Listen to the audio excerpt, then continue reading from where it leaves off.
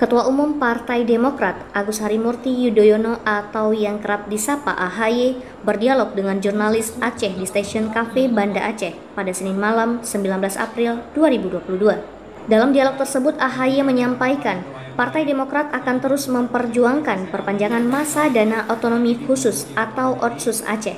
Terkait dengan perpanjangan dana Otsus, Demokrat akan terus memperjuangkan. Memang kalau terjadi penurunan ya karena memang kondisi keuangan negara kita, ruang fiskal kita terbatas, utang kita besar sekali. Sedangkan prioritas-prioritas yang perlu dipenuhi juga beragam. Oleh karena itu ya kita menyayangkan sebetulnya. Sementara itu menanggapi pertanyaan yang berbeda, Ketum AHY mengatakan pihaknya dengan tegas menolak penundaan pemilu 2024 meskipun hanya sehari saja. Karena menurutnya hal tersebut bertentangan dengan undang-undang yang berlaku saat ini. Kemudian tolak pemilu, penundaan pemilu, jelas Bu, kami tolak sekuat-kuatnya karena itu inkonstitusional.